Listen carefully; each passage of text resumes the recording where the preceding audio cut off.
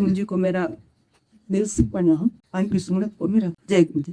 गुरु जी हमारी ये बातें बने, पहले हम लोग नहीं समझते थे कि गुरु जी कौन है। वैसे तो उन्होंने हमें अपनी मेहर 83-4 में करी थी, तो हम लोग गुरु जी के पास 36 सेक्टर में पहली बार गए। हम लोग मोहाली रहते थे, तो वहाँ जाके मेरे हाथ में दर्द होती थी, तब उम्र बहुत छोटी थी, बेटियां बहुत ही छोटी। हमारे नेबर थे, तो उन्होंने मुझे बोला कि भाई जो आपके दर्द हो रही है, तो 36 सेक्टर में गुरु जी नेता बोलते थे कि वहाँ बैठते हैं बाबा, तो आप वहाँ चलो, वहां से आपका दर्द ठीक हो जाएगा।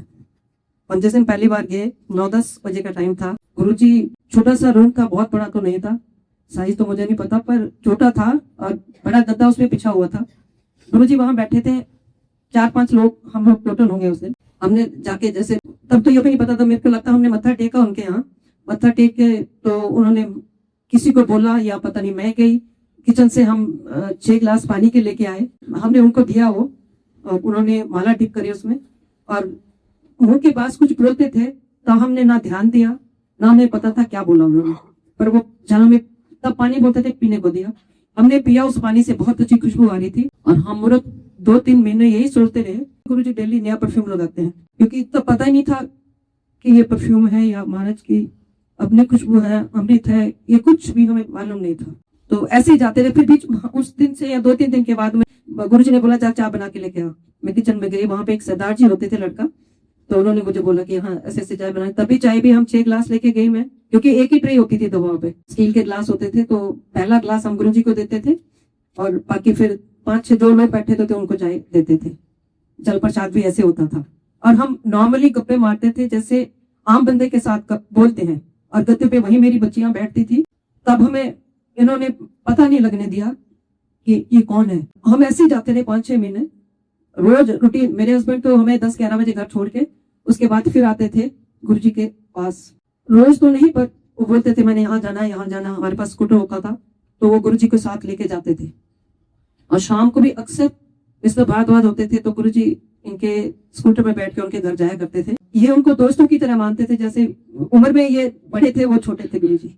और जब जाते थे तो इन्होंने पीछे पढ़ना, मेरी कुंडली देखो गुरु जी मेरी कुंडली देखो। उन्होंने क्या की रखा, कुंडली कमलिया कुछ नहीं कुंडली च रखा, नहीं मेरी कुंडली देखो तुसी। कुंडली के लिए ही इन्होंने मिस्टर भारद्वाज से मरवाया था हमें, क्योंकि वो कुंडलियां देखते थे, प्रोफेशनल नहीं थे, और डिप्टी कलेक्टर पंचायत थे, तो उनका शौक था, और उनके पास कुंडलियां लेके जाते थे। और गुरु जी ने बोला उनको कि कुंडली देख इसलिए मैं जाते थे उनके पास। ऐसे जाते रहे, जाते जाते उन्होंने तो हमारा बीज बो दिया था अपनी मेहर का, और हमें नहीं पता था हम किसके पास जा रहे हैं, हमारे लिए वो क्या कर रहे हैं। हमारी आस्था नहीं थी कब, क्योंकि हमें पता नहीं कब वो कौन है। कुछ उम्र का हिसाब था, उम्र मेरी भी बहुत छोटी थी, तो हम उनको भगवान तो बिल्कुल नहीं मानते थे, गुरु जी भी नहीं मानते थे। महाराज मुझे माफ करना। ऐसे जाते रहे। बीच में अगर मैं इस इंसिडेंट का जिक्र ना करूं तो मेरे अपने मालिक के साथ जो मेरी जर्नी है वो पूरी नहीं होती। कुछ गलती हमसे हुई थी, और वो गलती हमने भोगी। हमने गुरु जी का कहना नहीं माना, पता नहीं हमारे कर ही थे वो। महाराज की तो कोई लीला नहीं हो, तो उनको तो हमसे प्यार था, हम ही मूर्ख थे जो हमें नहीं पता था वो कौन है। उसके बाद मेरा आना जाना था कि हम मोहाली से पंचकुला शिफ्ट हो गए। 85 में लास्ट गुरु जी हमारे घर आए, अप्रैल के महीना था, और गुरु जी का स्पर्श मुझे याद है। मेरी पीठ में भी दर्द, लोअर बैक में दर्द होती थी। ब्राउन कलर का सूट पहना हुआ था, एम्बेसडर में आए थे गुरु जी, और उन्होंने बैठो में मेरे को ही बोला चम्मच लेके आ, चम्मच लेके आए। उन्होंने बिच गोल्डा लटाया, और मेरे चम्मच से मेरा लोअर बैक पे कुछ करा हुआ, तो मुझे पता ही नहीं दर्द कहाँ थी, क्या था, मुझे कुछ क्योंकि समझ ही नहीं थी। उसके बाद गुरु जी जलंधर चले गए थे, और हमारा आना जाना बंद, हमारी सारी वहीं पे फुल स्टॉप हो गया था, कि हमारे मन में कोई इज्जत नहीं थी, क्योंकि हमने करी नहीं इज्जत। और महाराज जलंधर चले गए, हमारी कर्मों के कारण मिस्टर भारद्वाज ने इनको मिसअंडरस्टैंडिंग दे दी, या हमारे कर्मों ने दी थी, जिसके कारण हम गुरुजी से पिछड़ गए थे। हालांकि वो हमारे घर के पास वॉकिंग डिस्टेंस पे आए भी थे 96 में, तब भी हमें पता नहीं चला था। फिर हमारी जर्नी शुरू हुई इस बच्चे के कारण, अंकल गौतम के कारण। गुरुजी ने हमें इतना ऊपर उठाया था, इस दौरान इतना ऊपर उठाया था कि मनी फ्लो, बिजनेस, सब कुछ बहुत अच्छा था। मुझे याद है एक बार, ये मेरे को कहना भूल गई, कि एक बार महाराज ने कहा कि मेरे को गड्डी चाहिए, इन्होंने क्या एक महाराज मेरे को तो स्कूटर है, कहते मैं टैक्सी ले आ दूंगा।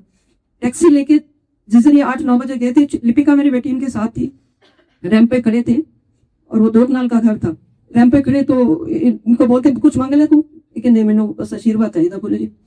उन्होंने हाथ उठा के गर्दन के पीछे से उनको डॉलर दिया और वो डॉलर हमारे पास 10, 12, 15 साल भी रहा होगा। ये तो एक बहाना था उनका। हम लोगों की मूर्खता थी कि हमें सोचते कि महाराज ने डॉलर दिया तो हम ऐसे हो गए।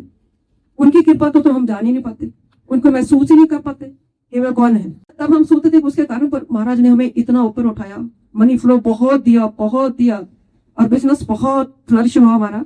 और फिर हमारा टाइम आया, महाराज कहते नींबू की तरह निचोड़ने का, क्योंकि हमने गलती तो करी थी। महाराज ने शुरू कर दिया था वो निचोड़ना, तो हम तो भूल ही गए थे महाराज को। फिर जैसे हमारे हालात डे बाई डे हो रहे थे, मेरी बेटी इसी कॉलेज में पढ़ी है, तो इसको भी पता था हमारे हालात खराब हो रहे हैं। इसी बीच मेरी बड़ी बेटी की शादी हुई। जैसे उसकी शादी हुई, हमारा सब कुछ खत्म होना शुरू हो गया। हम ये सोचते थे कि वो किस्मत वाली है तो उसके कारण हुआ, क्योंकि गुरुजी तो हमें याद ही नहीं थे। ये बेटा हमारे घर जाता रहा, 6 महीने मेरे घर में गया। इस दौरान जो मेरे पीरियड्स निकला, हमने कोई पंडित, कोई जादू टोना कुछ नहीं छोड़ा था। मेरी दीवारें काली बत्ती में इतनी पूजा करती थी, मैंने बहुत पूजा पाठ कर ली। हालांकि बिजनेस का तो कुछ ABCD भी नहीं पता कितने हम कहाँ खड़े हैं। बेटी की शादी हुई, बहुत अच्छी शादी करी, बहुत दहेज दिया। इन्होंने मुझे कुछ नहीं बताया कि हम कहाँ हैं। बीच में से तो फंकड़े हो रहे थे, और जब इस बच्चे को पता चला इसने हमारे घर जाना शुरू था, इसने ये नहीं गया था हमारे घर, महाराज ने भेजा, क्योंकि महाराज का हमने अमृत पिया था। और वे बोलते हैं, जब मेरे मंदिर में एक बार आगे मैं ठेका ले लिया और उन्होंने हमारा ठेका लिया हुआ था, हम नहीं समझे। ये बेटा जाता था, अंकल के पास बैठता था बेडरूम में, इसको बोलते रहे, गुस्सा करते थे बहुत इसको। मैं इसको बोलती तुम मत जाया कर बेटा, वो तेरे को थप्पड़ मारेंगे, उसे को मारने दो। और यहाँ से ये बच्चा हलवा प्रसाद बनता था इनके पूर्णमासी को, ये किराया खर्च के मेरे पास 6 महीने पता नहीं कितनी बार गया है बेटा। इसने मुझे बनाया, मैं खड़ी, और तब हमें ये नहीं पता था किस गुरु की बात कर रहा है। ये बहुत जाता रहा। एक दिन मैंने बोला ठीक है हम चलेंगे तेरे साथ, और हम तैयार हो गए इसके साथ। तो मैंने इनसे पूछा कि मैंने ऐसे दिल्ली जाना, पंकज दौड़ है, तो कहते अकेले नहीं जाना, ड्राइवर के साथ ही जाना और किसी के साथ नहीं जाना। हमने बोला ठीक है। मैं पंकज था, मैं थी, एक वो बच्चा जो खत्म हो गया, शंटी नाम था उसका डॉक्टर का, वो हमारे साथ था। तो हम 4-5 जने गए उस दिन।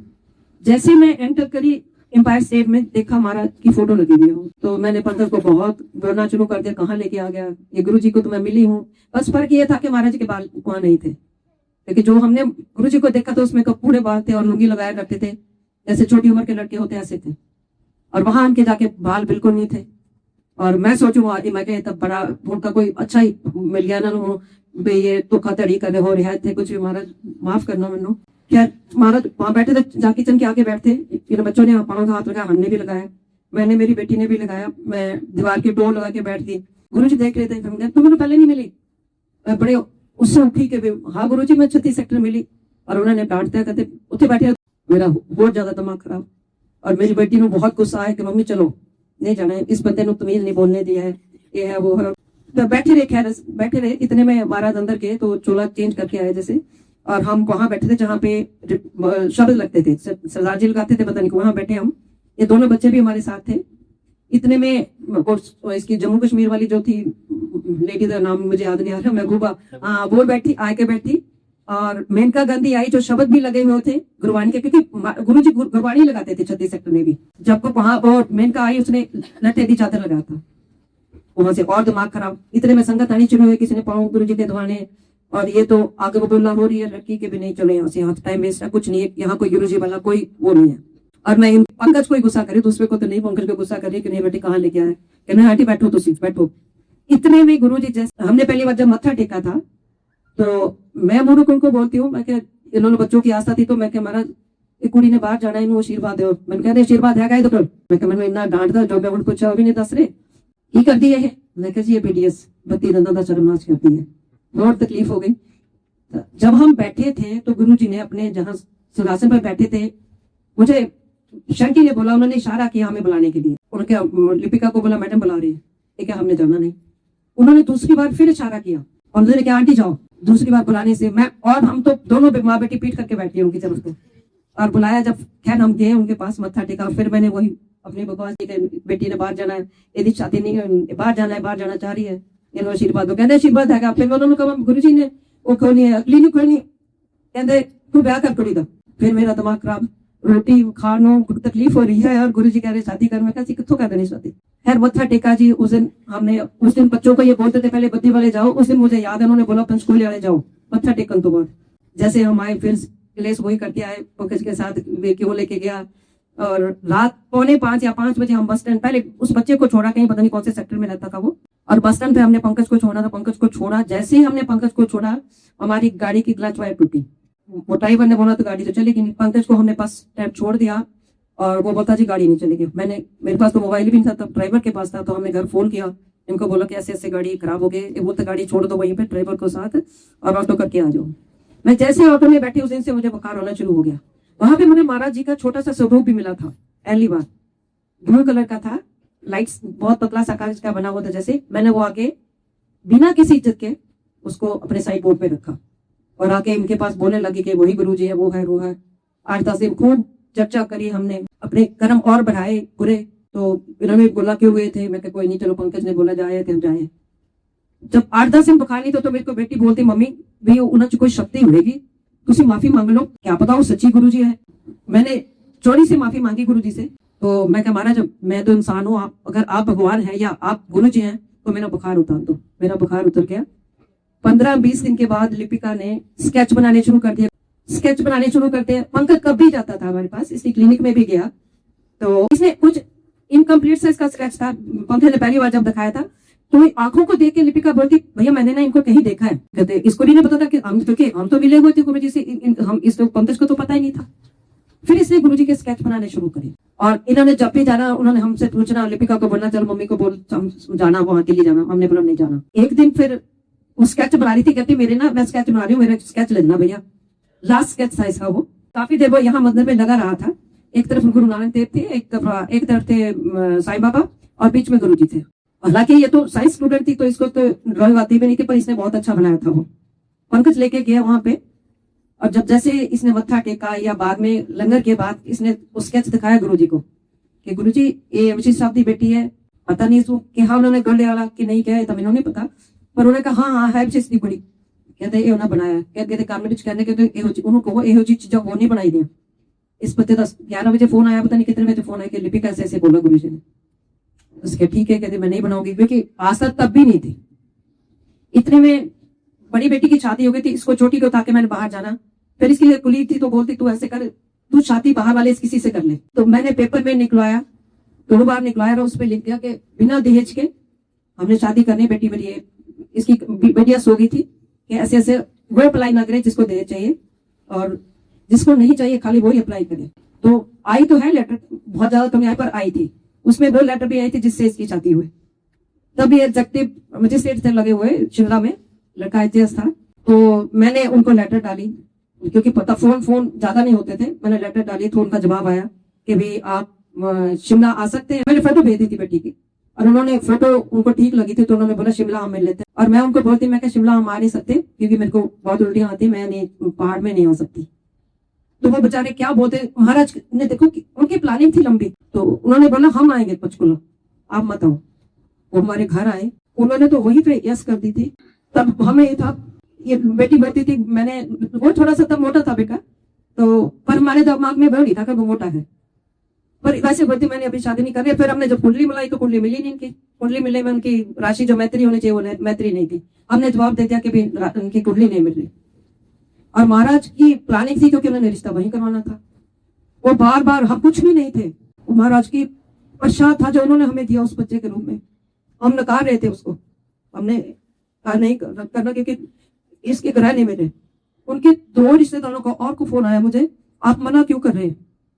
मैं कहा जी ग्रह नहीं मिले, कल को लड़के में नहीं बनेगी तो फिर आप क्या करेंगे? क्या ऐसा कुछ नहीं है। फिर ये बोलती मम्मी हम ऐसा करते हैं, गुरु जी से पूछते, गुरु जी ने अगर हाँ कर दी तो हम रिश्ता करेंगे। और हम गुरु जी के पास जाए तो कैसे जाए, पापा जाने नहीं देते। पंकज को बोला, पंकज ने जाना था। और मुझे याद है पुनीत जी हमारे साथ उस टाइम गए थे, इन्होंने अर्जुन का नाम रखना था। तो जैसे मैं गुरु जी के पास गई और उनको याद है पुनीत जी को मैं अपना सेक्टर भी भूल गई थी। मैं गुरु जी से इतना डरा करती थी कि सेक्टर 2 का मैं 4 बता रही हूँ उनको कि मैं 4 में रह रही हूँ। तो पुनीत जी बोलते नहीं आंटी सेक्टर 2 रहते हो आप। 5-10% आस्था बन गई थी गुरु जी से। तो जैसे ही मैंने उनको बोला कि जो लड़का ये कर रहा है ये है, पर फिर उनको बोलती मैं बाप मुझे तो पिताजी था, मैं क्या मातर साथी है और बेटा मैं क्या ऐसे है ना, तो पिता थे क्यों लेना, तो बोला शरीफ चाहिए। अच्छा अपनी उन्होंने तो हाँ कर दी थी। तो अंगद मुझे फिर बोलता आंटी अभी हाँ अच्छी तरह से गुरु जी ने नहीं करी। तो जैसे हमने लंगर किया, लंगर के बाद है वो तो बोलते फिर पूछो उनसे। मैं मेरी तो हिम्मत नहीं पूछने की। मेरे को तो डर लगता गुरु जी से, जैसे हमने मत्था टेका फिर मैं चली गई, बच्चों ने कंपेल किया मैं चलेगी फिर से। पुनीत जी बोलते आंटी मुझे भी बोला था रुचि के लिए कि उसके पापा बहुत शरीफ आदमी, आप हमने भी 2 बार पूछा था, पता नहीं कुछ ऐसे बोला इन्होंने। मैंने हिम्मत करके चली गई उनके पास और मैं हाथ जोड़ के बखड़ गई दूर से। तो मैं कहा गुरु जी बच्चा था की करिए, ब्लेस करते हैं उनकी चाहती तो। अच्छा मैं तो आगे बाहर ऐसे ऐसे बोला भी, और हमने ब्लेस कर दिया उनको। जब हमने मना करी थी वो तो लड़का भी उस दिन गुरु जी के पास एड्रेस लेके दिल्ली पहुंचा था। उस दिन हमने पंकज के पास बच्चों की फोटो दी थी कि गुरु जी से पूछना ये रिश्ता ऐसे ठीक है ये रिश्ता, क्योंकि तब हम दोनों ने गई थी। तो ये लेके गया था उस दिन, फोटो लेके गया। और वो बच्चा जो दामाद है वो 10 बजे पहुंचा, उसको रास्ता नहीं पता था क्योंकि शिमला का था तो उसको नहीं पता था। खैर पहुंचा उस दिन और उसको जगह गुरु जी के पास मिली। कोई बंदा उठा होगा, 2 जने थे वो उनके पास वहां मिली। तो लंगर भी तो जैसे 2 रोटी मिलती उसको 4 मिली। तो हाथ करके जैसे कहते भी हाँ जा ऐश कर, ऐसे का हाथ करा उन्होंने और मत्था टेके वो आ गया। जो फोटो मैंने पंकज के पास दी थी इसने दिखाई वो फोटो गुरु जी को, ऐसे आंटी ने लड़का देखा। उन्होंने फोटो हाथ में नहीं ली, कुछ नहीं किया, खाली नजर मारी थी। कहते फोटो पे इसने जैसे करी तो नजर खाली नजर भर के देखा उसको।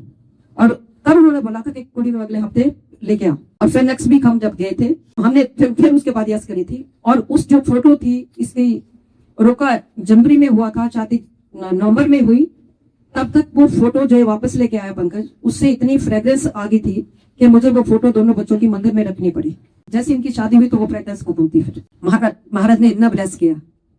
तो जब मैं महाराज के पास दूसरी बार भी मत्था टेका तब उन्होंने मुझे यही बात बोली थी कुड़ी दी शादी कर दे। जैसे इसकी शादी हुई मुझे याद है जब ये पहली बार वापस आए थे तो उस दिनों में 10 लाख रुपया मिला था। अब हम कुछ भी सोचे क्योंकि हम तो बहाना सोचते हैं ना, ऊपर महाराज की मेहर थी। उसके बाद तो उन्होंने कोई कसर छोड़ी नहीं, हम पे इतनी मेहर करी कि हमें हमारा बैंक का 2 करोड़ का लोन था, हमारा बिजनेस इतना खराब हो गया था। हमारी जमीनें थी, काफी जमीन थी हमारे पास, शोरूम था।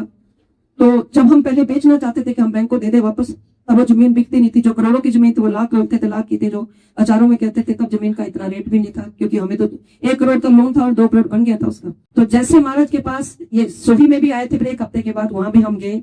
तो उसके बाद 31 दिसंबर की बात है जब मैं पुनीत जी के साथ जब बच्ची का नाम रखाने गए थे, तो उस दिन की बात है जब गुरु जी ने मेरे साथ 6 मिनट बात करी और मैं तो 7वें आसमान पर थी कि मेरे से महाराज ने बात करी।